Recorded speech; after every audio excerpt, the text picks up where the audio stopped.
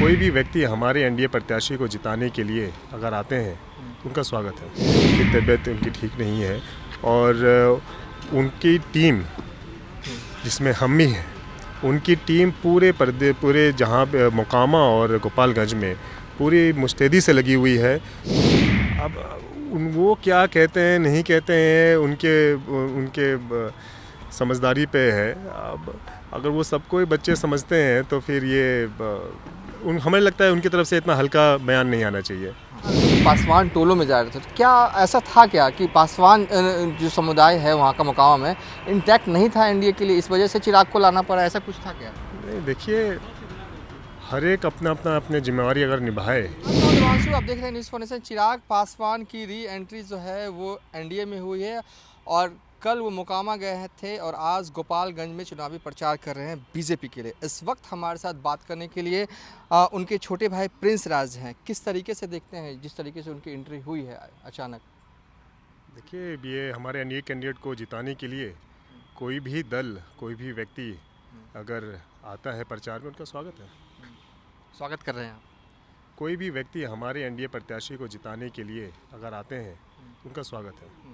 अच्छा, ठीक है। जिस तरीके से कल वो प्रचार करने के लिए गए थे मोकामा और रात में भी उन्होंने कहा कि एनडीए के प्रत्याशी की जीत होगी, आप भी लगता है 3-4 दिन पहले मोकामा गए हैं और आपकी पार्टी लगातार कैंप कर रही है गांव में और टोलों में, लगातार जा रही है। क्या रीड कर पा रहे हैं मोकामा की?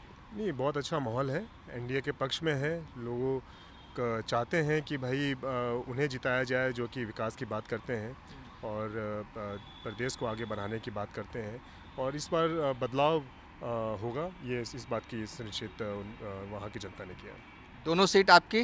बिल्कुल बिल्कुल, दोनों सीटों पे। हाँ। गोपालगंज मोकामा दोनों सीटों पे। हाँ। कितने कितने वोटों से आगे होगा, ये भी अनुमान बता दीजिए। अब देखिए, रिजल्ट आएगा। जीत तो एक वोट से भी होती है, हार एक वोट से भी होती है, तो हमें पूरा विश्वास है इस बार जनता अपना आशीर्वाद देगी। अच्छा, लगातार खासकर देखा जा रहा था कि मोकामा में आपकी पार्टी डे 1 से ही एक्टिव थी। लगातार पार्टी वर्कर चाहे यूथ की अगर बात करें, लगातार पासवान टोलों में जा रहे थे, तो क्या ऐसा था क्या कि पासवान जो समुदाय है वहाँ का मोकामा में इंटैक्ट नहीं था एनडीए के लिए, इस वजह से चिराग को लाना पड़ा, ऐसा कुछ था क्या? नहीं, देखिए हर एक अपने जिम्मेवारी अगर निभाए उससे परिणाम बहुत अच्छे आते हैं। हमारा लक्ष्य जो अभी सामने है एनडीए प्रत्याशी को जिताने का, तो जितने भी गठबंधन दल में जितने भी लोग हैं, जितने भी जिस समाज से भी लोग हैं, वो अपने अपने समाज में जाके अपने अपने वोटर्स को, अपने अपने समाज के लोगों से बात करके उन्हें मनाने या उनसे आग्रह करने के लिए कि भाई आप हमें हमारे पक्ष में वोट दें, तो ये सभी कोई करते हैं, ऐसी बात नहीं है। महागठबंधन के भी लोग अपने अपने जगह जा रहे हैं जहाँ जाना चाहिए, उसी तरीके से हमारे पार्टी के भी जितने भी तमाम पदाधिकारी हों, छात्र संगठन से लेके युवा से लेके महिला प्रकोष्ठ हों, व्यवसाय प्रकोष्ठ हों, जितने भी भिन्न भिन्न प्रकोष्ठ और पदाधिकारी हैं, वो सभी कोई अलग अलग जगह जाके अलग अलग गांव, पंचायत, प्रखंड में जाकर चुनाव प्रचार कर रहे हैं, प्रत्याशी के लिए वोट मांग रहे हैं और समर्थन उन सभी को मिल भी रहा है। समर्थन मिल रहा है जी। एक सवाल यह है कि कल नीतीश कुमार ने बड़ा बयान दिया। उन्होंने कहा कि चिराग पासवान जो हैं वो बच्चे हैं, हमको तो तेजस्वी को इशारा करते हुए तेजस्वी को आगे बढ़ाना है। आप इस बयान को किस मायने में, क्योंकि आप भी यूथ हैं? अब आरजेडी और जेडीयू के बीच में क्या डील हुई है नहीं हुई है, ये तो जग जाहिर है, सबने देखा ही है किस तरीके से वो वहाँ गए और उनकी मनोकामना क्या है, वो आगे क्या करना चाहते हैं। तो इस पे जनता समझदार है, इसमें बोलने की क्या ज़रूरत है। नहीं, लेकिन जब उन्होंने जब कह ही दिया कि अब हम तेजस्वी को आगे बढ़ाएंगे, और उनका कहने का मतलब क्या है, वो आप नेशनल में वो जाना चाहते हैं, स्टेट में उसको लाना चाहते हैं। लेकिन फिर भी एक पार्टी का नेता दूसरे पार्टी के नेता को कहा कि मुझे इसको आगे बढ़ाना है, मतलब इसके मायने आप ही बताएं क्या है। वो अगर ऐसा बात कहते हैं, यानी कि उनका कहने का मतलब ये है कि जेडीयू में वो अभी से ये मान चुके हैं कि जेडीयू में उनके जाने के बाद कोई और चेहरा उनके पास नहीं है। मतलब तो यही है, अगर उनके पास चेहरा कोई होता, पार्टी में कोई ऐसा एक व्यक्ति होता जो कि आगे बढ़ा सके, तो उनके पास कोई नहीं है। वो खुद इस बात को स्वीकार कर रहे हैं। अकेले हैं वो? बिल्कुल अकेले हैं। अब उनकी बातों से तो यही लगता है, तभी दूसरे दल के नेता को आगे बढ़ाने का प्रयास कर रहे हैं, क्योंकि उनके पास खुद कोई ऐसा आदमी, कोई एक व्यक्ति, कोई नेता नहीं है जिसको आगे बढ़ाएं। क्या भविष्य देख रहे हैं इस सरकार की, महागठबंधन की, क्योंकि 2-3 महीने 2.5 महीने हो गए? अब देखिए, एक म्यान में 2 तलवार हैं, कहावत सुनी होगी, यहाँ तो 2, 3, 4, 5 कितने तलवारें हैं। ये तो अभी उपचुनाव सर पर है, चुनाव सर पे क्या, आज तो आखिरी तारीख है चुनाव का, ख़त्म हो गया, चुनाव प्रचार भी ख़त्म हो गए। लेकिन जिस तरीके से पूर्व में अभी 2 महीने के अंदर ही बयानबाजी शुरू हो गई थी जेडीयू और आरजेडी के बीच में।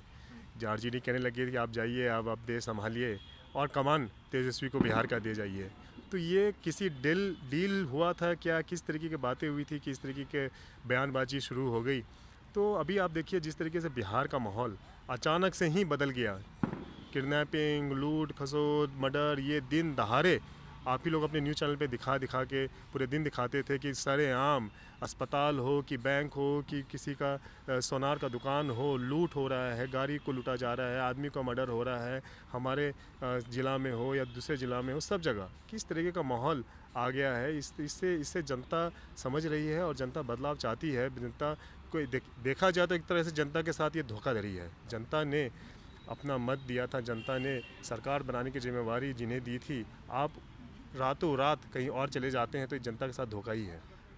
अगर जैसे आप दावा कर रहे हैं कि दोनों सीटों पर बीजेपी की जीत होगी, एनडीए की जीत होगी, अगर एनडीए दोनों सीटों पर जीत जाता तो क्या इसका इम्पैक्ट सरकार पर भी पड़ेगा कुछ? इम्पैक्ट क्यों नहीं पड़ेगा? देखिए, बूंद बूंद से दरिया भरता है।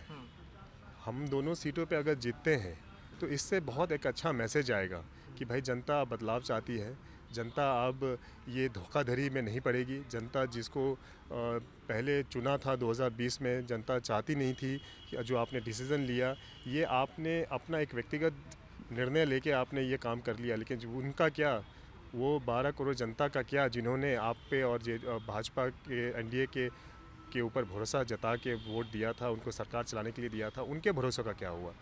तो ये जब चुनाव परिणाम आएंगे इससे काफ़ी चीज़ें सामने आ जाएंगी। अच्छा, एक चीज़ आपके चाचा को लेकर अभी कहा जा रहा है कि जब से चिराग की एंट्री हुई है सार्वजनिक तौर पर दिखाई नहीं दे रहे हैं चाचा, तो आप कुछ कहेंगे इस पर? नहीं, ऐसा नहीं है, सार्वजनिक तौर पर दिखाई नहीं दे रहे हैं, उनकी तबीयत उनकी ठीक नहीं है और उनकी टीम जिसमें हम भी हैं, उनकी टीम पूरे जहाँ पे मोकामा और गोपालगंज में पूरी मुस्तैदी से लगी हुई है। चुनाव प्रचार शुरू होने से पहले से ही हम लोगों की टीम ग्राउंड वर्क कर रही थी और अभी भी हम लोगों की टीम लगी हुई है। हमारे प्रत्याशी हों, उनके साथ, उनके अलग होके अपने तरीके से पूरे सब तन मन धन से हम लोग अपने एनडीए प्रत्याशी को जिताने में लगे हुए हैं। हमारे नेता हैं, उनका जो आदेश हमें आता है वो हम लोग पूरा पालन करते हैं। जस्ट बनेगा कार्यालय में 6 नवंबर को? बिल्कुल बनेगा, बिल्कुल बनेगा। एक आखिरी सवाल, सीएम नीतीश कुमार ने कल ये भी कहा था कि चिराग पासवान जो हैं वो बच्चे हैं, ये इस पे क्या कहेंगे आप? अब वो क्या कहते हैं नहीं कहते हैं, उनके समझदारी पे है। अब अगर वो सबको ही बच्चे समझते हैं तो फिर ये हमें लगता है उनकी तरफ से इतना हल्का बयान नहीं आना चाहिए। और साथ ही उन्होंने चिराग को लेकर कहा, उन्हें पता था कि वो ऐसा ही करने वाला, जिस तरीके से उन्होंने बीते चुनाव में। देखिए, अब वो क्या कह रहे हैं नहीं कह रहे हैं, अब ये तो बेहतर वही बता पाएंगे। चलिए, ये थे समस्तीपुर के सांसद प्रिंस राज, जिन्होंने हमसे बातचीत की और साफ तौर पे कहा कि जिस तरीके से चिराग की री एंट्री हुई है वो इसका स्वागत करते हैं। फिलहाल अभी तक के लिए इतना ही। आप देखते रहिए न्यूज़4नेशन।